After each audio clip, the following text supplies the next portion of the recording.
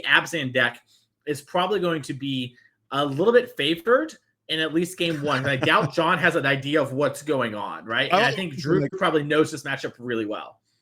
I like your confidence in actually picking that one, because I'm going to be so excited to see what's actually going to go on here. Like, either way, it's going to look like I don't know, a combination of a bunch of like draft cards, or it's going to kill you on, what's the earliest we might be able to do it? Like, I guess turn 3 or something, if the Protean Hulk actually dies. Yep. Yeah, I think that's as soon as we can do it, because we do have both Persist and Footsteps with the Goryo. So we have Unmarked Grave. So we have a lot of different ways to sort of get things going. And we have Grand Abolisher in the deck. So we also have like certain combinations where we can just go grab Abolisher, Cat, Samwise, Viscera Seer. That's game on turn 3, and your opponent cannot interact if they let the Protean Hulk sacrifice go off. That's actually so exciting, right? Because especially if the opponent's sitting there and they're like, oh, you know what? Let's just like wait for the Protean Hulk to resolve the ability, and then I'm going to throw in my interaction. Grand Abolisher says no.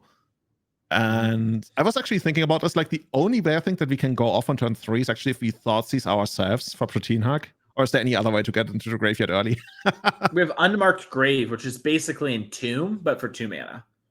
Oh, you're right. You mentioned that, right? We go for like basically turn 2, turn 3. Yeah, that's okay. 4-offs. Yeah. Like something the deck doesn't really do a lot here, except for these combo plays. Yeah, if you look at the deck list on Melee, you'll see it in our between games. It's just like mono 1-ofs, a couple Protean Hulks, and then 4 on combo pieces and Thoughtseize. This is how I like my deck lists. Yes. It's going to be interesting how long it's going to take John to actually figure out what's going on here. I don't think John's going to know until it starts happening. You know, maybe John can guess like Samwise Gamgee if he sees something else, like, oh, you're the food deck, but like no one's talking about Protean Hulk combo like this. If Drew wins this, I definitely want to have him like for an interview. Yeah. Okay, 100%. yeah, so John, like, I mean, the creativity deck is pretty happy, right? Just sitting there making land drops for a while, as long as the opponent doesn't really present anything you care about. Yeah, the creativity deck really plays out a lot like the 4-color control deck, and then has a combo kill that allows it to actually turn the corner on the games and gives it an edge in sort of the 4-color mirrors. So John's really happy here just to sort of sit and figure it out. He's taking a second to think about his lands. There's probably some close decision he has here. It might be like a Spell Pierce versus deploying Wrenn 6, and is just deciding, do I want to use my Wrenn 6 mana now or my Bitter Reunion mana now versus hold up. So a lot going on there. Is that a Guru Forest into Unmarked Grave? Ooh, love the Goryo Forest. So beautiful. Yeah. Those are actually the ones that I use on my most of my Magic Online decks. Can't afford them in real life.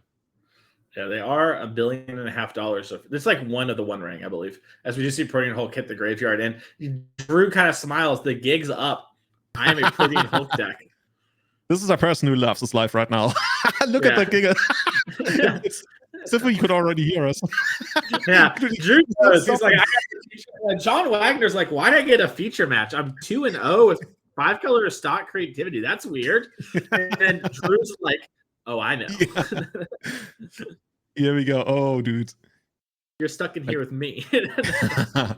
So is there anything from a creativity side that we can do here? I guess Spell Pierce is going to stop things for a turn. If we got that. Yeah, Spell Pierce will stop the Persist / Footsteps of the Goryo.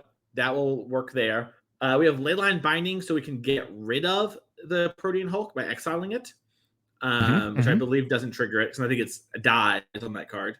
It needs to die, yeah, and we're tapping out here for Fable. This could be death for John Wagner here. Now, if John untaps after this, he's probably looking pretty for the rest of the game, but this is Drew's turn. And if Drew has Footsteps, I believe as long as any of the combo pieces in hand, he has the win. Yeah, Drew like raised one of his eyebrows the moment John tapped out on his turn. So let's see if that's going to be good enough. No, we're just going to take out the Goblin Shaman. And passing turn. Light on lands. See, that's the theme. I told you, person on the right, always mana issues. Be careful when you sit down, people. Yeah.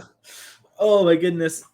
Yeah, this is interesting too, because like you mentioned, Drew sort of raised his eyebrows when he tapped out. He's like, oh, John doesn't know I can do it. Like, like my opponent would not tap out if they had anything. They know what's going on there. As we see John Wagner play another Fable of the Mirror Breaker, grab another Shaman, and we do have a fetch line which can probably grab a land of Leyline Binding if we have it in hand. But Big turn I for know John anything here.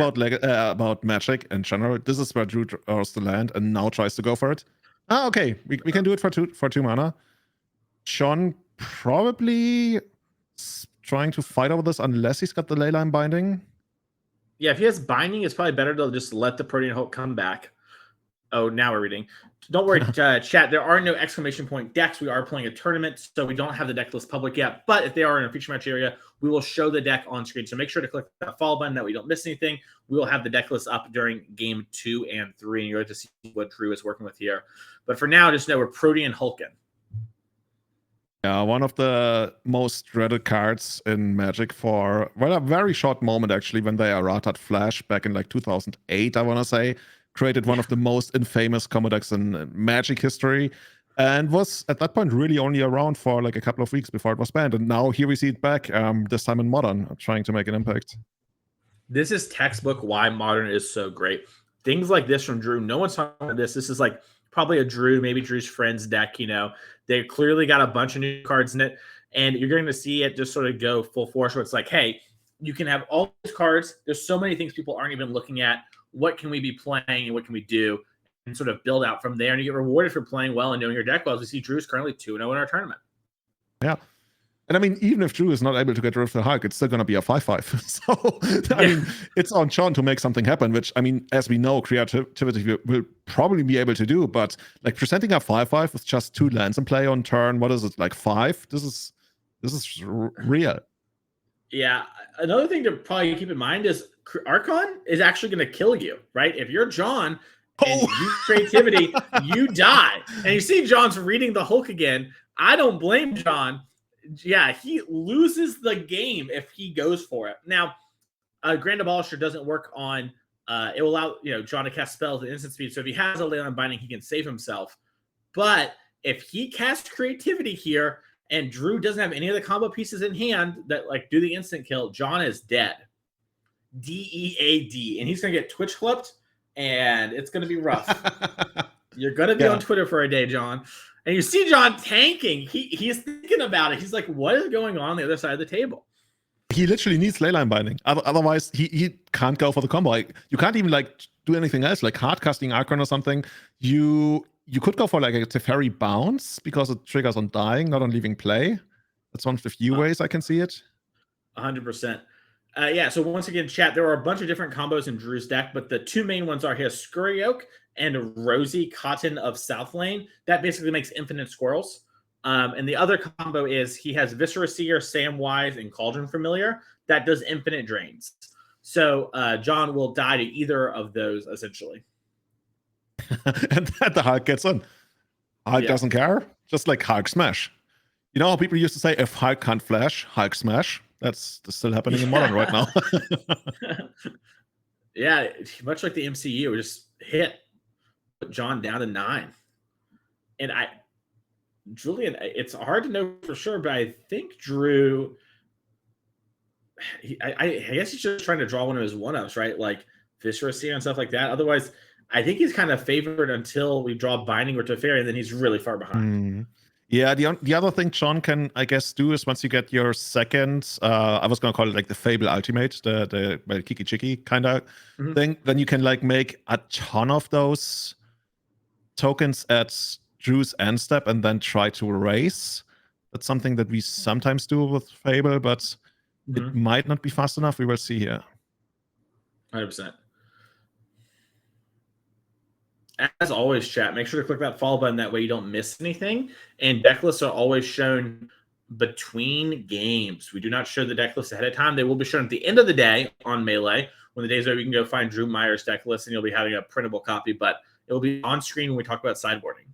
Yeah. So actually, Drew can't, like, if nothing else happens in the turn passes through Drew can't really attack because John is threatening to make, what is it, like 6 copies, which will then continue on his turn, and then he's got, like, if he plays a land, that's going to be 7 copies of Kiki Chiki, and then you're going to deal so much damage. So it's going to be like 20 damage that he's got lined up. Yeah, so I think John does have it wrapped up, like you mentioned there. There's enough lands in Fable that we can go around, even though Protean Hulk holding back on defense. So it is sort of on Drew to do something to break up the Kiki Jikis or gain life or kill the Hulk. As you see, Drew's taking a little think. We know Drew's hands all spells. It's possible Drew just like draws a Viscera Seer and then just goes for it, like plays it, cast, sack. Yeah, what is like? I guess Witch's Oven or something. Yeah, there are Witch's Ovens in the deck that would get. We're tapping. Happens. Yeah, well, 1 black mana is exactly what we want. Well, not for this one though. Oh, and John's at 1 life too. Oh my goodness. Oh god, so close. Yeah, and you see Drew just pass. Oh my god. Oh no, never mind. Sorry, he looks like he was going to play Boseiju and now pass. Not too much we can do with double green here. Oh, interesting. Drew could have held up Boseiju and actually Boseiju'd this Fable when it was targeted the first time, and we would have lived through the turn. So possibly right. Drew didn't realize that this was about to happen to him here.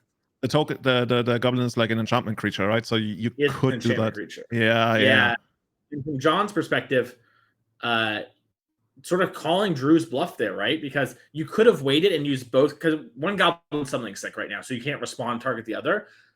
In the future, like if you wait a turn, then you can do both. So John's just basically saying, hey, you play that Boseiju. I don't believe you have a second Boseiju. You missed a bunch of land drops. Go.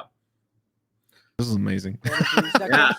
And now we're going to go to Drew's deck list here. I know Twitch chat's been waiting for this one. This is maybe a screenshot, right? Press that button. Yeah, exactly.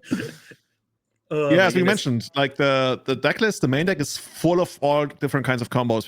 But the basic theme is like a food theme, and we want Hulk to die to create a lot of food. So this is actually like pretty flavorful. Like we've got this big Hulk we slaughtered, and then everybody gets to eat, and while the opponent dies, that helps. Yeah. And in case you didn't get it, at the end of the turn, it was Kiki-Jiki makes a copy of Kiki-Jiki. You go infinite, and that's what all those tokens were on the end of the board there. But when it comes to sideboarding here, I don't think Drew has too many things that are super great.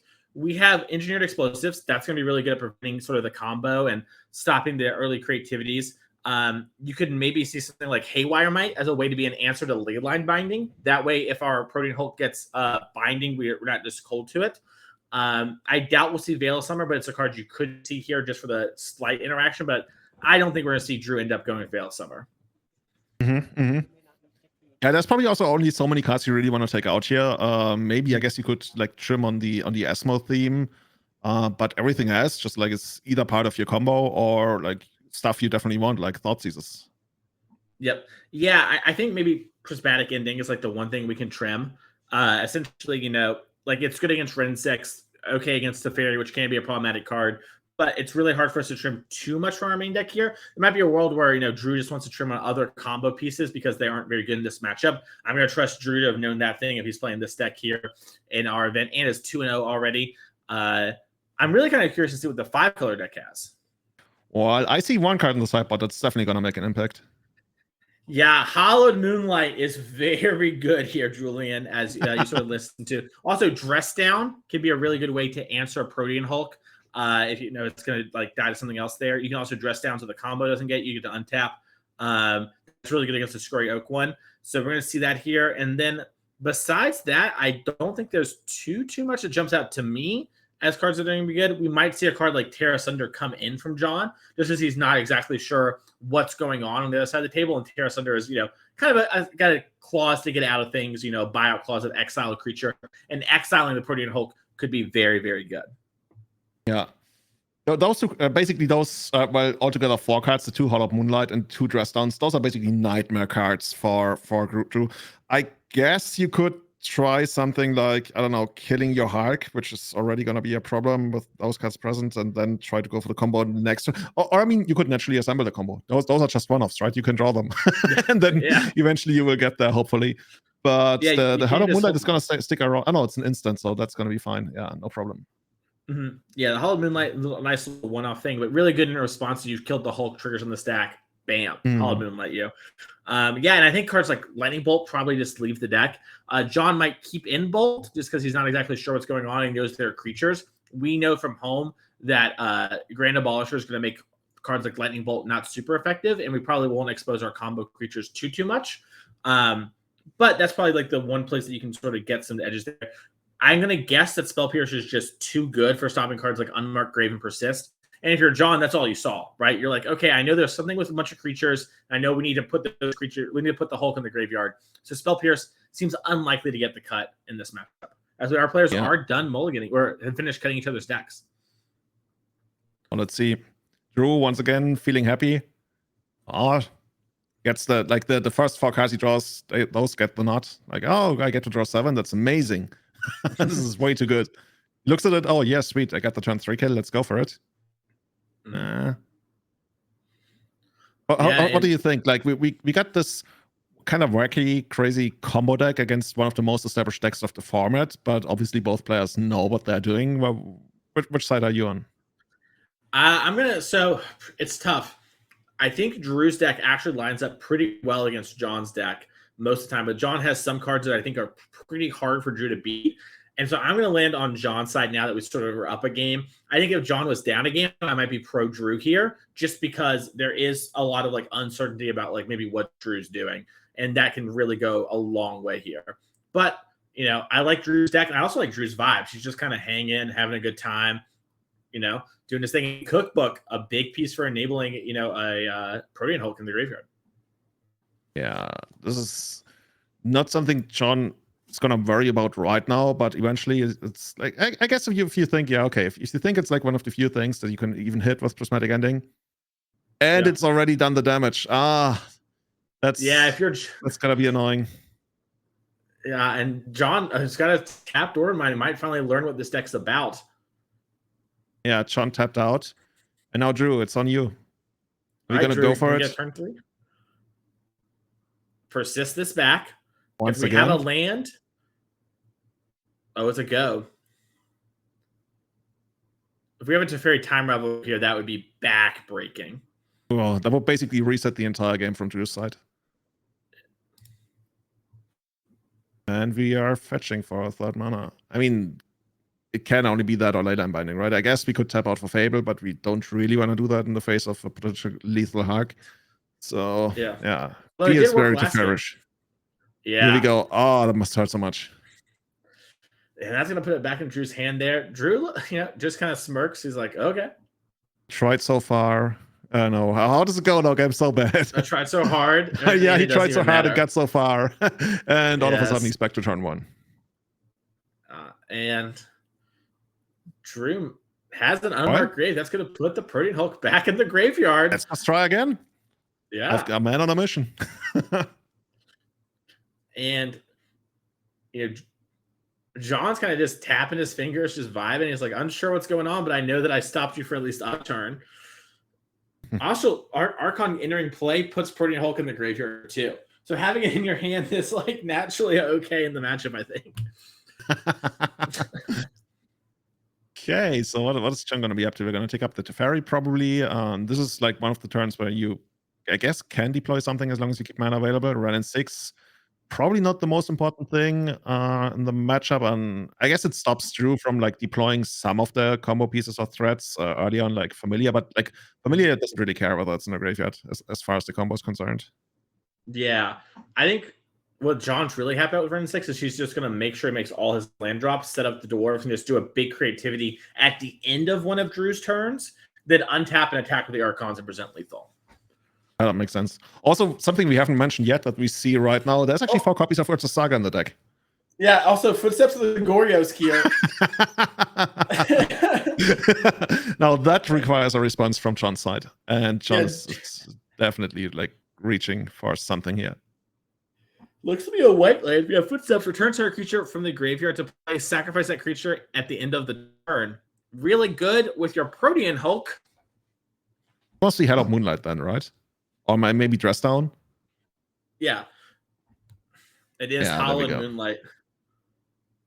And it is, you have to return too, so it will get exiled. You may return. Oh, that's so annoying. So, it's basically a graveyard hate spell that also like basically trades for something out of the opponent's hand. In this case, the Footsteps. John respects that. Yeah.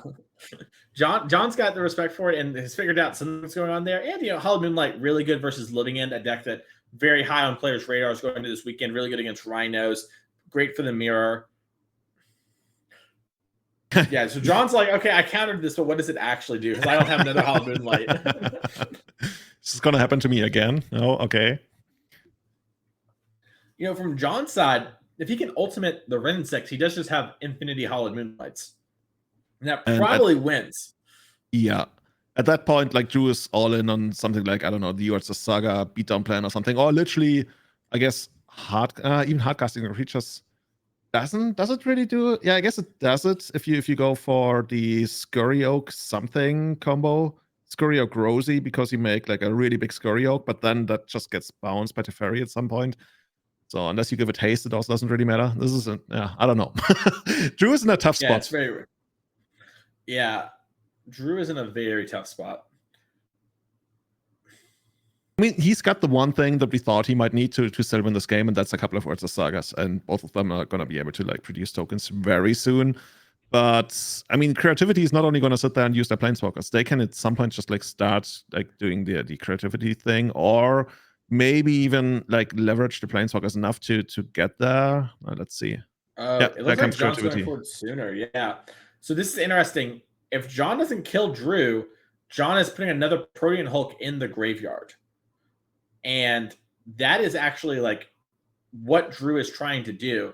So John here taking a little bit of a gamble and kind of hoping like, hey, I'm going to kill you in the next 2 turns, so it doesn't matter that I'm taking this risk. It does make me wonder if we're supposed to like go for the end of turn, get another dwarf from the following turn, and then do this and then get the attack trigger. But it's probably not the end of the world either way, as long as Drew doesn't kill us, and then it would be the end of the world. Yeah, literally. At least the end of the game. Yeah. Yeah. John just happy to sit here, I guess, and get him that. Well, John drew another creativity. That's a pretty good way to get the, I talked about getting more Archons. Just Archon your Archon, We got another land. We got another dwarf. We're going to attack our opponent down 14 off the trigger, 8 off the life there. Really close to lethal. Let's see. This is it's so hard to actually like call it or not, because this is still like a crazy combo deck. But John very much in the driver's seat right now here. Drew, not sure what to do. Maybe we're gonna make a token here or something. Oh, we're gonna go for the Veil of Summer. Okay, that's a way to get rid of the Teferi. Yeah, Veil of Summer historically not great against the Teferi, but is in this spot. We ironically don't draw a card because no blue cards or black cards. Oh, you're right. So literally like 1 green kill Teferi on the opponent's turn. Loving it. Very funny. As we do see the creativity, now the Archon doesn't make you discard because it needs a target opponent. So Veil working out there as we do see the next Teferi entering the battlefield. Oh. That one Drew is not too excited about it once again. It's gonna tick up. And yeah, I'm not sure. Like, what are you even finding here? I guess we're gonna find a cookbook or something on Drew's next turn with the Saga. Well, we can find Oven. I guess we could also find Needle, but that doesn't really do much. Well, if you find Oven and then you find a reanimate spell, you have the kill. Because we have 1 Oven in our deck, right? And so that is the sack outlet for the Hulk. Okay, sign me up. I want to see that. Yeah. I mean, right now, if you have the reanimate spell, you can go search up the cookbook, Thoughtseize them down. It's not looking that way with the amount of mana and stuff we're doing, but I was gonna say, like, if you make the token now, that doesn't fill me with too much confidence. Yeah, agreed. Oh, look at Drew. He's got so many tokens. He's like, I want this one. They're probably all the same. Yeah. Drew with the ambitious, I have a lot of tokens in my deck. It's gonna matter. I brought 27 construct tokens and I intend to use all of them. I wonder if there's a bunch of squirrels over there because he has the Scurry Oak. You better have those. Yeah, you got to represent a million billion squirrels. Oh, there's these really nice ones from Unglued from the very first onset. Oh, yeah. Those. Yeah, those tokens, I'm down for those. Like, Drew has is that a snow-covered swamp? No, that's a normal swamp, and that's the Guru Forest. Like, he's got excellent choice in card art. So I wouldn't put it beyond him to have those squirrel tokens. It's true. So we do see Drew's sort of thinking out what he wants. It might be a cookbook to try and gain life over multiple turns, but it feels like it has to be Oven. But he's going for the book. I mean, that's basically. I mean, if it's the only thing that works for now, I guess. But it feels like playing not to lose when you're still losing anyway. But we will see.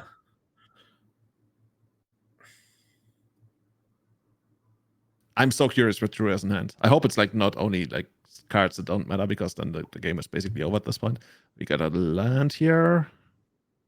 Oh, Thoughtseize, okay. Thoughtseizing John. John's like, oh, what are we gonna do in response here? Spell Pierce?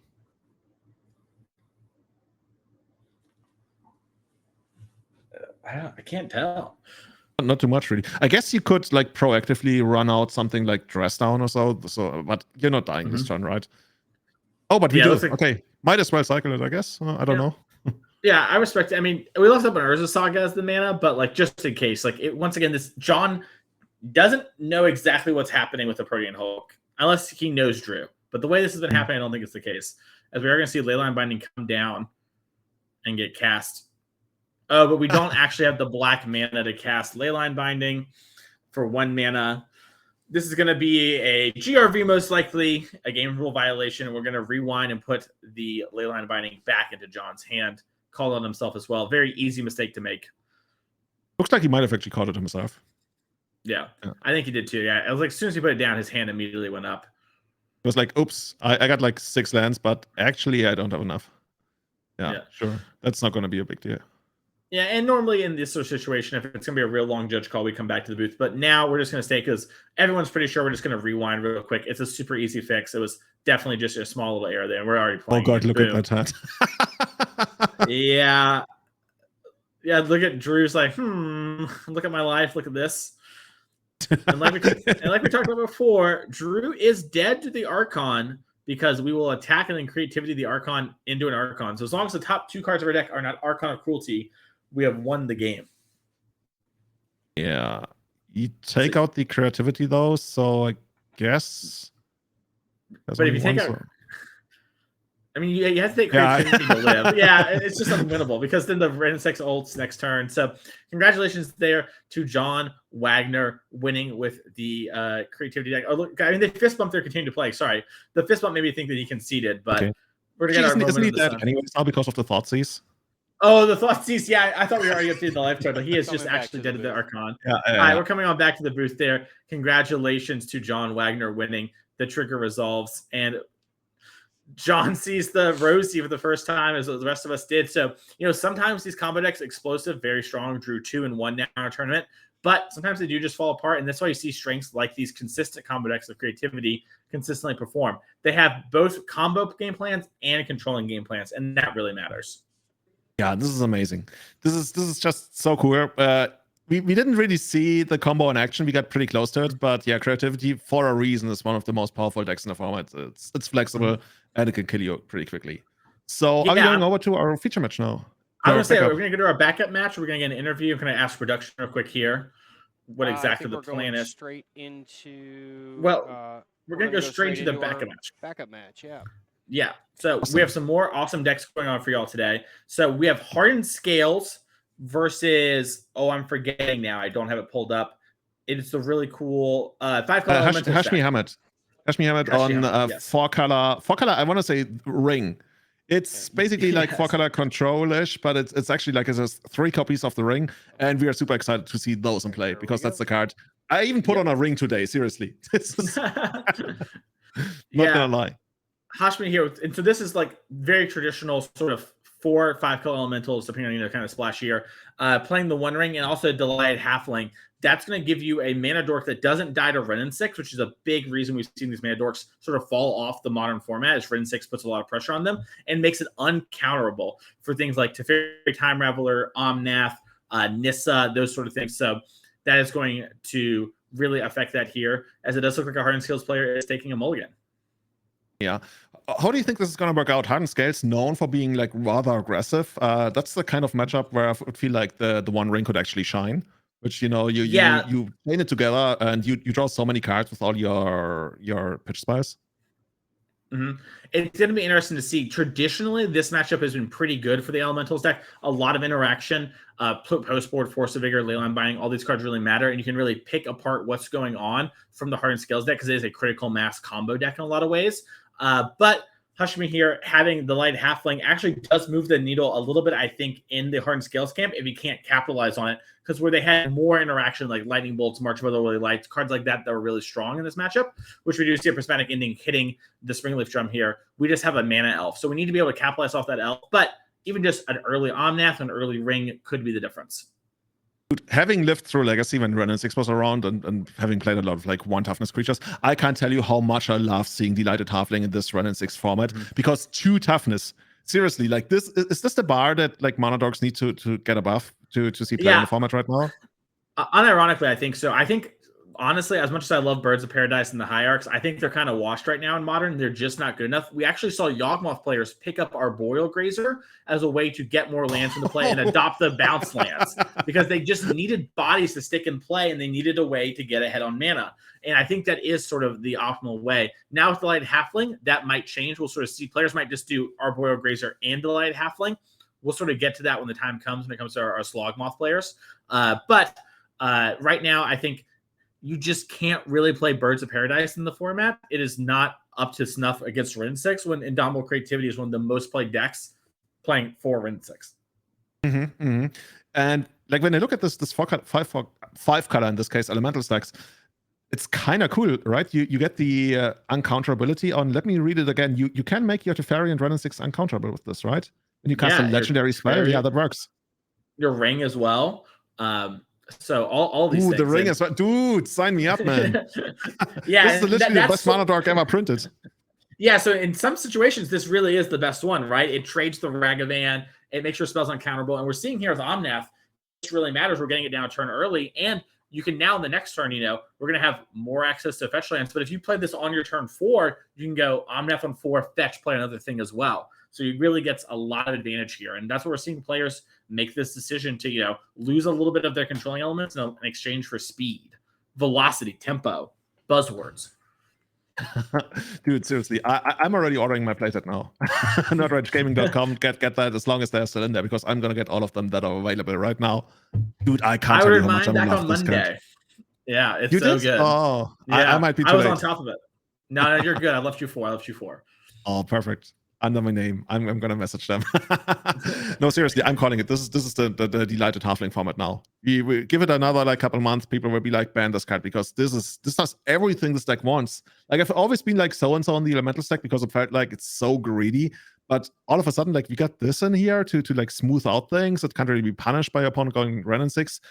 And it has like decent artwork. Like, I like it quite a bit. Yeah, it's got good artwork, and it's one of those cards that also, like, we're talking about with the powerful cards, but even just things like putting a turn 2 Nissa in play really matters. This right here matters, right? Like, you get to play your Rin, hold up interaction, all these things sort of come up as we are going to see Rin and 6 grab it here. Now, there was an Inkmoth Nexus put into play from Taylor last turn. We sort of just said land go, but that is something that can work towards this combo kill for Taylor, potentially, get to 10 infect.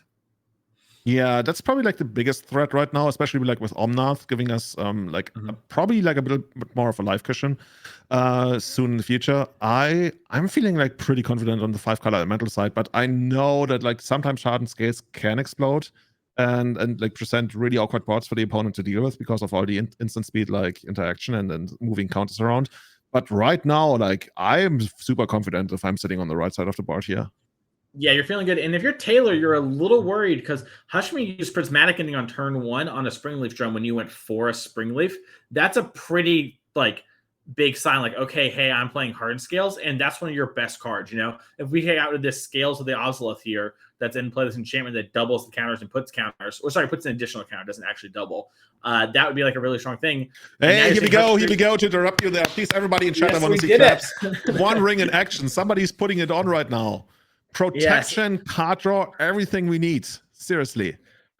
Yeah, and so if you haven't seen the One Ring yet, we can pull it up on screen real quick. It is a brand new card that is taking over Modern. It's going to give Hushmi protection from everything until the next turn, and then Hushmi can tap the ring to put a burden counter on it and draw a card, and then in his upkeep, he will lose life equal to the amount of burden counters on the ring. So the cool thing about the ring, chat, is that you're always up on the cards compared to the life you're losing, right? You draw 1 card, you lost 0 life that turn. The next turn, you lose 1 life, you draw 2 cards. And we're seeing players do things like Manamo School of Water's Edge, Julian, to untap the ring and get extra activations. Oh, that's so dirty. That's so dirty. People are gonna get arrested for that. Like you can do it like 3 times per tournament or something. No, but seriously, I love how the synergies that we're seeing here. Like with Omnath with the extra life, like you can probably like keep the ring and play a little longer. And at some point, you're just gonna play another copy. You start from 0 again. You're not losing that much life. This is everything I want to do in a control deck. Mm-hmm. And Taylor, tanking here, floated the mana, got the Ozolith. No, I wonder if going forward, like exiling enchantments and artifacts is going to be a much more important thing than just destroying them. I think it's going to matter a lot. Haywire Mite's premium went up. Pithing Needle stock went up. If you Pithing Needle the 1 ring and they have a couple counters on it, that's pretty good. Deglamor is another card. You shuffle target artifact or enchantment into your opponent's deck. So you see Arcbound Ravager was the pickup there, and Taylor's very nice foiled deck here. Clearly a fan of the Hardened Scales. Isn't there a new thing? Oh yeah, Cast into Fire was printed, right? That exiles target artifact as well, which is kind of like a braid, but it only deals like 1 damage to each of up to 2 creatures. That's another spell that doesn't kill halfling.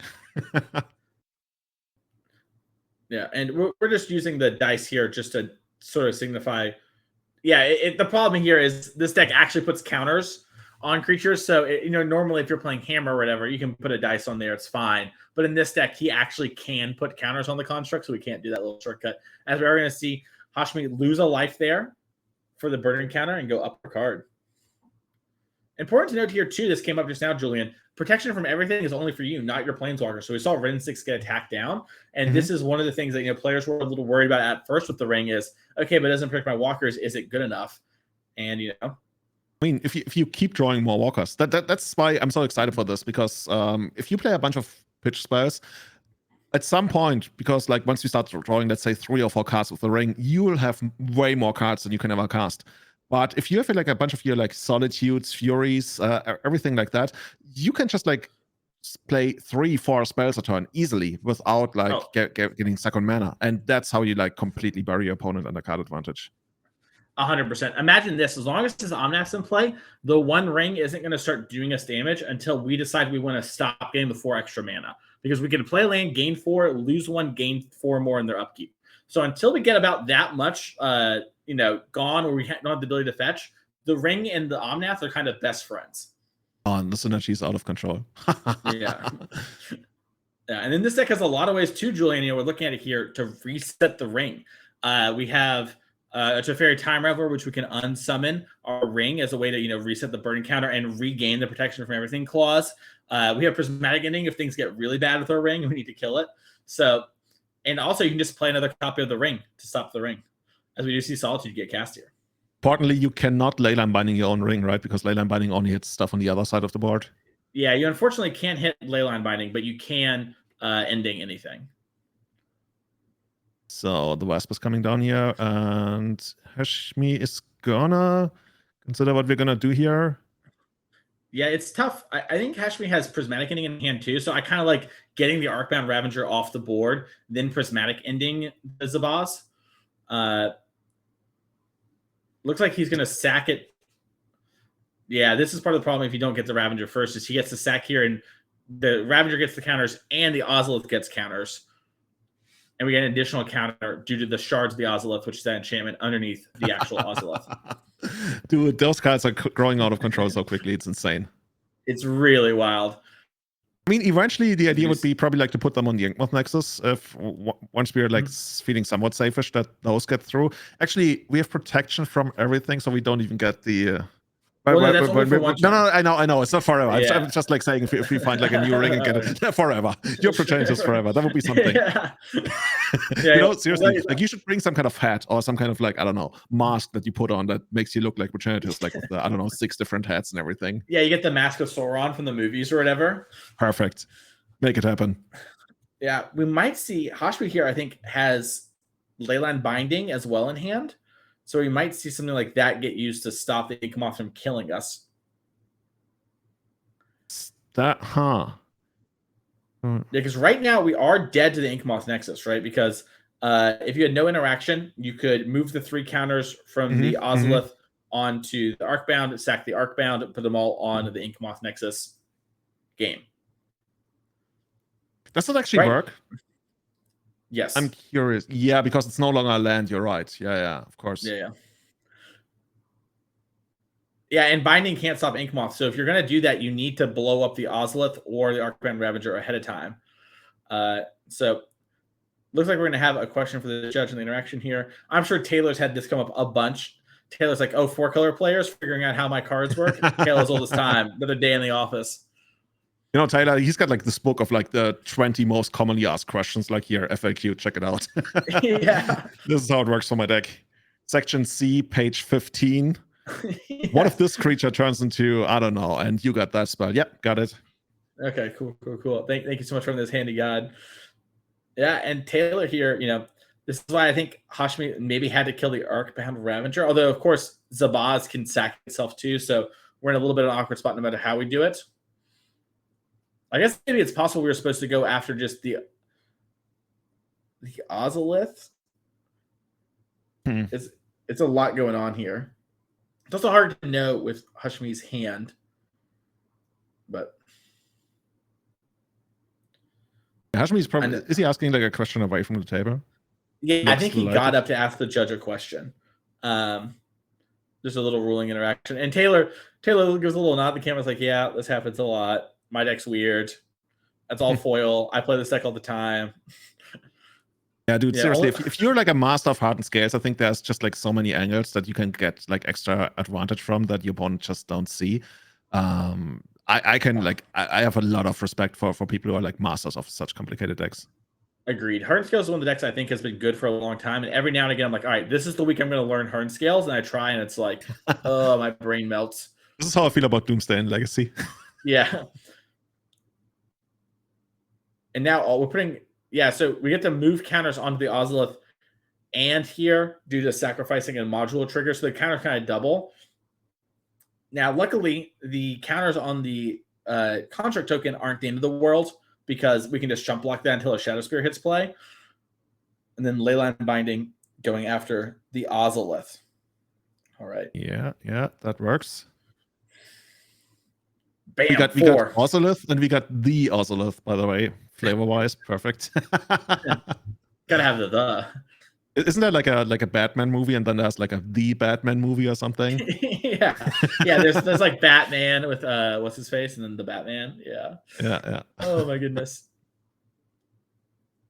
So yeah, at this point, Hashmi is probably like only looking to untap here. Like if he doesn't die this turn, he probably feels pretty confident. Like as you mentioned, we can jump block the construct. That's gonna be okay. Next turn we are drawing something like 3 cards. This is getting out of control. Yeah, I mean, Taylor is also just getting pressured a good amount, and that's true. It's hard to attack here and like not get like just cracked backed on, right? Like if you attack with your 8, I don't even know how big this construct is. I think it's an 8/8 right now. That's the ability to become a 9/9 at the Inkmoth.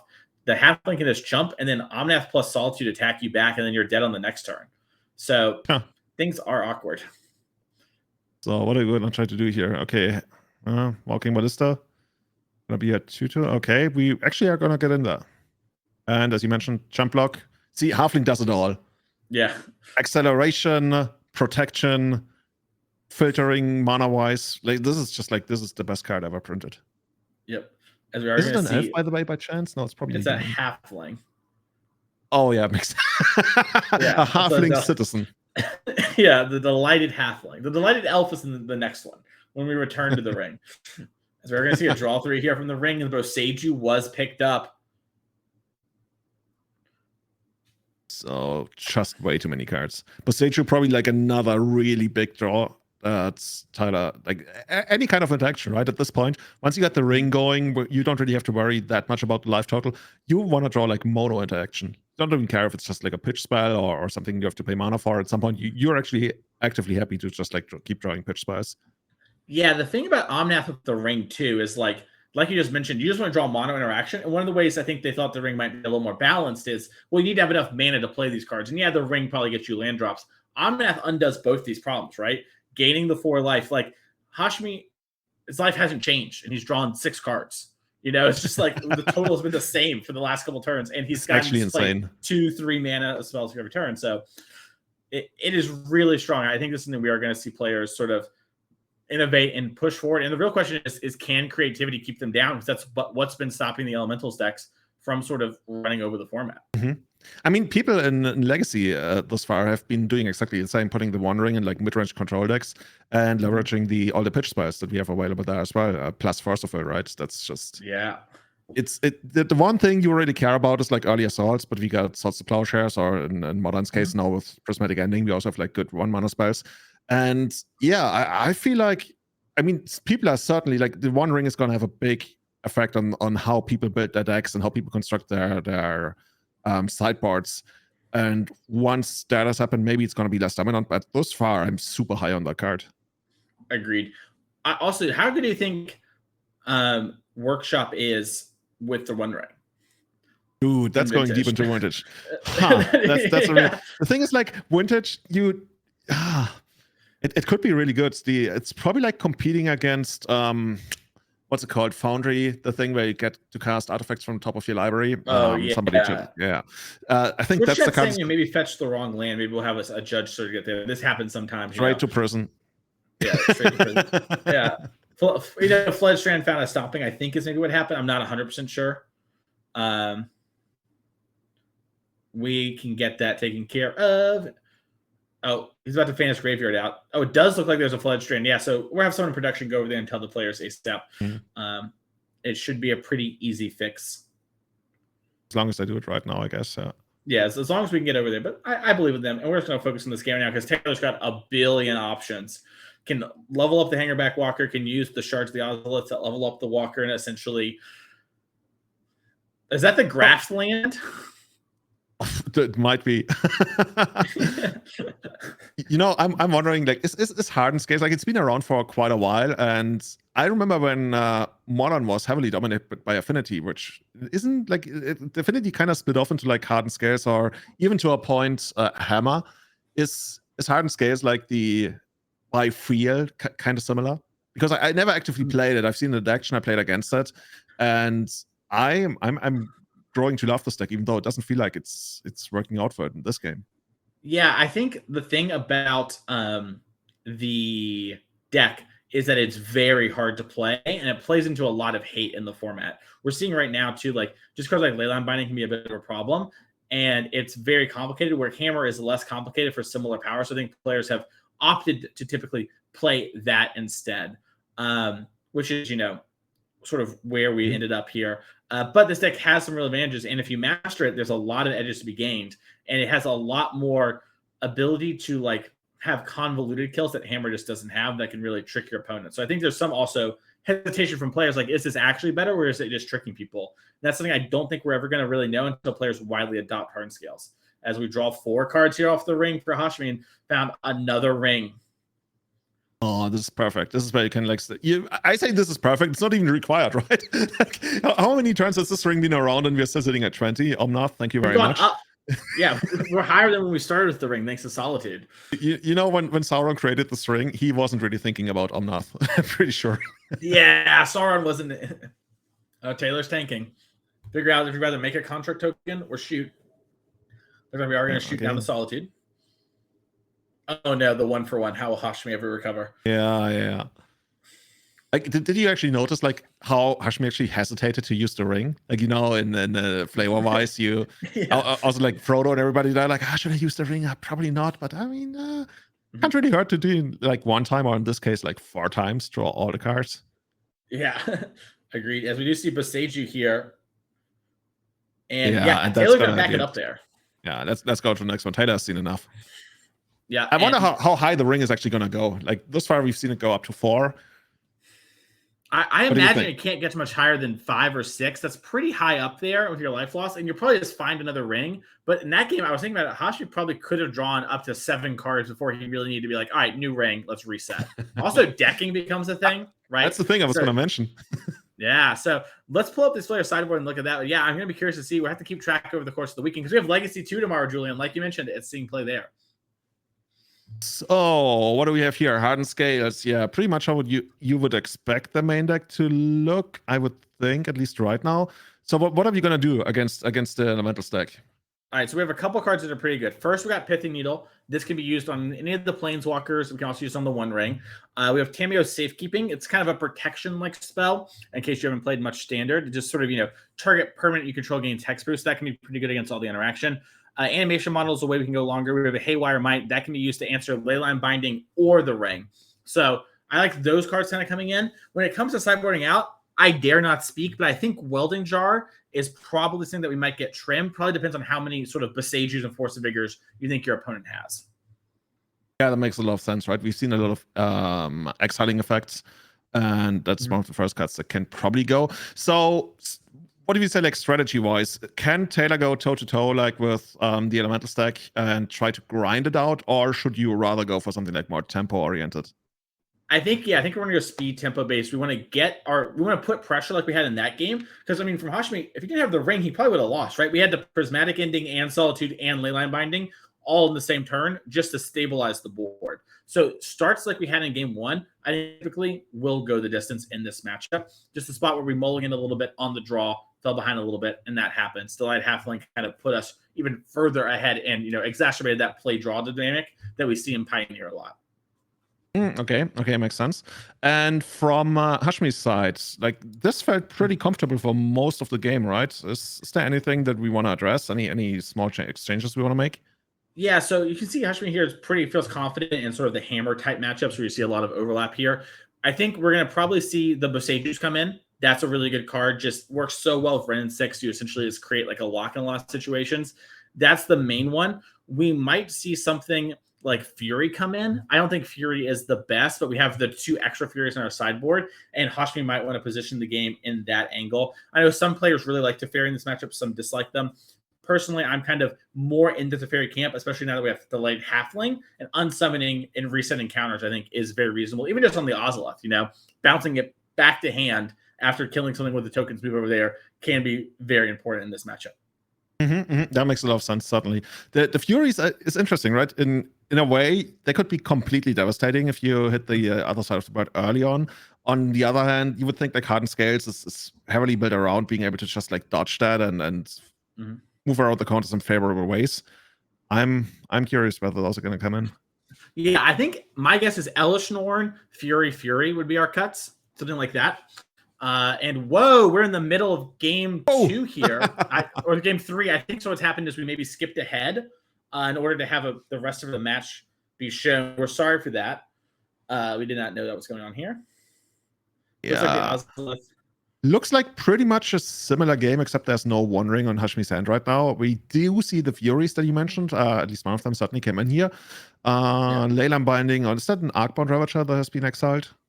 Yeah, Hangerback Walker, but yeah. Hangerback Walker, yeah, that's the one. Yep. Okay. It looks like... And an Inkmoth Nexus with a bunch of counters. As far as I can tell, there's no poison counters yet, right? We don't see any of those on screen. We do not either.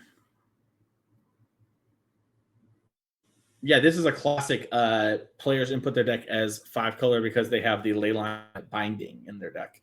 And they have a black trio. It's one of the most confusing things.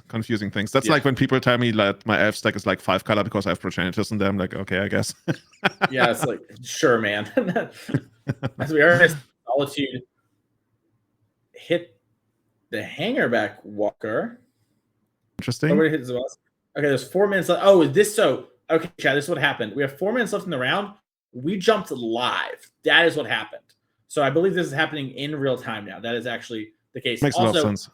Yeah, I because the first round went so quickly, I forgot this was a time shifted match. We couldn't fix the fetch in the last game because it happened. Also, both players are tied, right? I think we've only watched one game thus far. And both players are tied, so Taylor actually won the second game. Yeah, which makes sense, right? Like on the play, fast start, and then now we see Hashmi here present lethal with that attack. Woo! Impressive stuff there from the 5 elementals. Like I wish we could have seen that whole game there, but it looks like sort of our general idea of like, hey, my deck is heavy on interaction and 2-for-1s, and if I can sort of get off the ground, prevent you from getting off the ground early, I'm going to go the distance in this matchup. So impressive stuff there. Yeah, in a way, the classic kind of matchup, right? I'm gonna control you if you don't like present anything problematic early on, and then I'm just gonna run away with the game. In this case, without the ring even, so the deck doesn't need it. I mean, it's been around ever since before the ring was printed, but especially from what we've seen in the first game, holy, this is just like way too powerful. Yeah. When I say too powerful, I don't know, but I'm already. It's impressive. Yeah, impressive. That's good. Yeah, that's insanely impressive to me. Yes, yeah. Go to nerdrangegaming.com, buy your One Rings, have them ready to go. And speaking of being ready to go, we're about to have the next round turnover. Like we said, we were kind of catching up that match live. So click the follow button, go grab some water. We'll be back in just about 5 minutes.